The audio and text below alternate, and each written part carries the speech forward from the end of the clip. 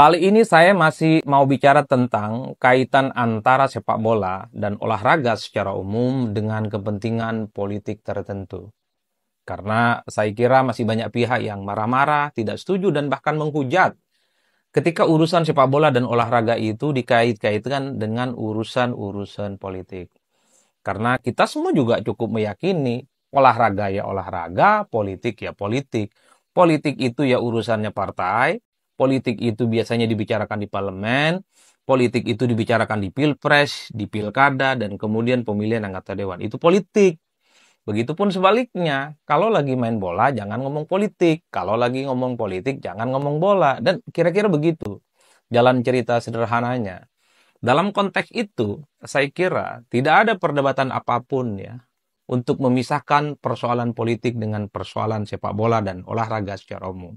Tapi satu hal, kita itu tidak bisa menutup mata. Olahraga seperti sepak bola itu pasti dikait-kaitkan dengan urusan-urusan politik. Karena di Indonesia ini begitu banyak orang yang terkait dengan bola, itu ada kaitannya dengan unsur-unsur politik. Contoh, ketika misalnya Erick Thohir itu menjadi ketua umum PSSI, sulit bagi publik untuk tidak mengait-ngaitkan dengan urusan politik. Apa politiknya? Erick Thohir adalah pejabat negara, Menteri BUMN, dan paling banyak dibicarakan dari Erick Thohir itu adalah karena Erick Thohir sedang menata bagaimana persepak bolaan kita itu semakin mantap. Jadi kalau mau jujur, Pak Erick Thohir sejak jadi menteri di zamannya Jokowi sampai hari ini, orang justru berbicara Erick Thohir itu karena lebih dikaitkan dengan urusan-urusan persepak bolaan dibandingkan dengan urusan-urusan Erick Thohir terkait dengan kinerjanya di bidang BUMN. Kan itu yang saya sebut dengan politik. Ataupun misalnya kita masih lekat dalam pikiran kita beberapa waktu yang lalu. Ridwan Kamil ingin maju dalam Pilgub Jakarta. Yang paling resisten dan menjadi daya rusak terhadap Ridwan Kamil, karena Ridwan Kamil itu dianggap pendukung bobotoh dan haram hukumnya maju di Pilkada Jakarta yang mayoritas Jakarta adalah pendukung The Jack. Dan bahkan kita mendengar secara deklaratif bagaimana supporter-supporter bola The Jack Mania itu memang cukup resisten dan cukup menolak kepada Ridwan Kamil. Bagaimana mungkin kita itu menutup mata urusan bola dengan unsur-unsur politik? Bahkan kalau kita mau tarik agak sedikit ke belakang, Ganjar Pranowo dibully habis-habisan. Suara pendukungnya secara perlahan itu hijrah ke tempat yang lain. Gara-gara Ganjar Pranowo menolak timnas Israel bertanding di Indonesia yang berakibat Indonesia dicoret sebagai tuan rumah Piala Dunia U20. Elektabilitas Ganjar yang saat itu signifikan, kemudian tidak populer di insan pegiat sepak bola. Bagaimana mungkin kita tidak bisa mengaitkan ini dengan urusan-urusan politik? Bahkan kita tahu ketika Pak Erick Thohir 2024 namanya paling populer dan menjulang dikait-kaitkan soal kemungkinannya berpasangan dengan Prabowo Subianto, itu juga tidak lepas dari faedah dari Erick Thohir sebagai ketua umum PSSI yang dinilai mampu membenahi persepak bolaan di Indonesia. Itu kan politik. Itu kasat mata dan cukup menjadi sesuatu yang tidak bisa kita bantah. Bahkan kalau kita mau tarik agak sedikit ke belakang, pemilik-pemilik klub sepak bola di Indonesia, banyak dari mereka terafiliasi dan bahkan menjadi bagian dari unsur partai politik tertentu.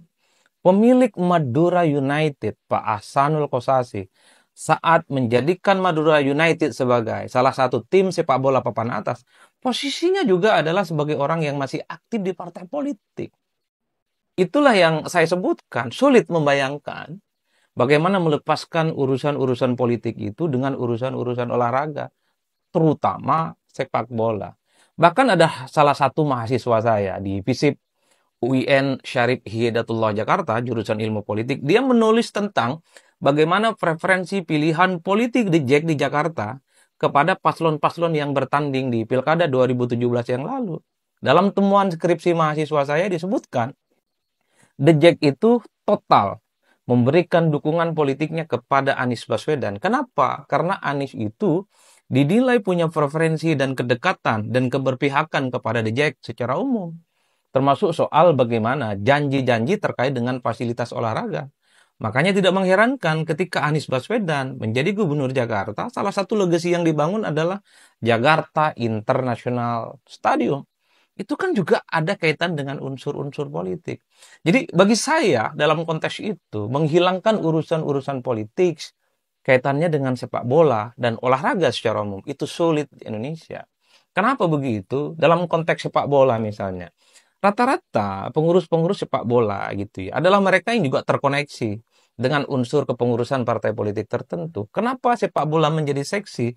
Karena sepak bola itu dinilai memiliki fans yang dinilai cukup militan dan solid. Kalau ada pemimpin organisasi sepak bola, kalau ada pemimpin klub sepak bola, dia dianggap sukses membawa sepak bola itu semakin mantap level kompetisinya, tentu itu para fans-fans sepak bola diharapkan akan menjadi basis konstituen untuk kepentingan politik 5 tahunan. Baik di pileg, pilpres, ataupun pilkada. Itulah yang kemudian membuat kenapa kalau kita melihat begitu banyak pengurus-pengurus sepak bola, pengurus-pengurus olahraga yang lain, adalah mereka yang kelihatan cukup aktif di bidang organisasi-organisasi olahraga. Salah satunya sepak bola. Dan bahkan kalau kita tidak mau berhenti di sepak bola, di bulu tangkis coba bisa kita cek. Pengurus Persatuan Bulu Tangkis seluruh Indonesia, PBSI hari ini, banyak sekali elit-elit partai yang ada di situ. Itulah yang kemudian dalam banyak hal, oke kita bersepakat, kalau ngomongin politik itu di partai politik, kalau ngomongin politik itu di parlemen, di istana kepresidenan, dan di pemilu misalnya, saya setuju. Dan jangan pernah ngomong bola, atau jangan pernah ngomong olahraga ketika bicara tentang politik. Begitupun sebaliknya, ketika main bola, jangan ngomong politik, setuju saya. Tapi kan kita tidak bisa menutup hingar-bingarnya betapa olahraga di Indonesia dalam banyak hal itu kan seringkali menjadi batu loncatan, menjadi medium bagi para elit-elit tertentu, pekerja-pekerja politik sebagai bagian untuk mendapatkan faedah-faedah politik elektoral. Makanya kalau kita bicara dalam konteks PSSI hari ini, tentu bicara tentang Pak Erick Thohir. Mari kita jujur, kalau kita bicara Erick Thohir hari ini, itu lebih kentara Erick Thohir sebagai Ketua Umum PSSI yang diharapkan akan membawa sepak bola kita itu semakin mantap level kompetisinya, bukan hanya disegani dan dipertaruhkan untuk urusan Asia dan Asia Tenggara, tapi juga dalam konteks dunia internasional. Ataukah Erick Thohir itu lebih lekat sosoknya sebagai Menteri BUMN?